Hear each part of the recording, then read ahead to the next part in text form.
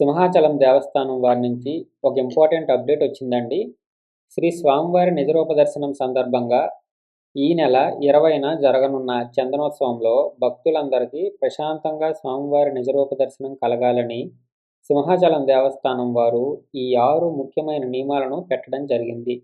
మీరు తెలుసుకొని ఇతరులకు కూడా తెలియజేయండి. సొంత వాహనాలు ఘాట్ రోడ్డు ద్వారా కొండపైకి అనుమతించబడవు. దేవస్థానం ఏర్పాటు చేసిన బస్సుల్లో మాత్రమే భక్తులు కొండపైకి చేరుకోవాలి. 1500 మరియు 1000 రూపాయల టిక్కెట్లు కొన్నవారు హనుమంతవాక వైపు నుండి వచ్చేవారు కృష్ణాపురం గోశాల వద్ద బస్సు ఎక్కాలి. గోపాలపట్నం, వేపగుంట వైపు నుండి వచ్చేవారు శ్రీనివాసనగర్ కళ్యాణ మండపం వద్ద బస్సు ఎక్కాలి. 300 రూపాయలు టిక్కెట్లు కొన్నవారు మరియు ఉచిత దర్శనం చేసుకునేవారు హనుమంతవాక, సొంట్యం వైపు నుండి వచ్చేవారు అడవివరం జంక్షన్ వద్ద బస్సు ఎక్కాలి. వేపగుంట, గోపాలపట్నం వైపు నుండి వచ్చేవారు పాత గోశాల జంక్షన్ వద్ద బస్సు ఎక్కాలి. భక్తులు తమతో తెచ్చుకున్న సెల్ ఫోన్లు, చెప్పులకు దేవస్థానం ఎటువంటి బాధ్యత వహించదు. వీటిని వేర్వేరు చోట్ల విడిచిపెట్టి వెళ్ళడం మంచిది.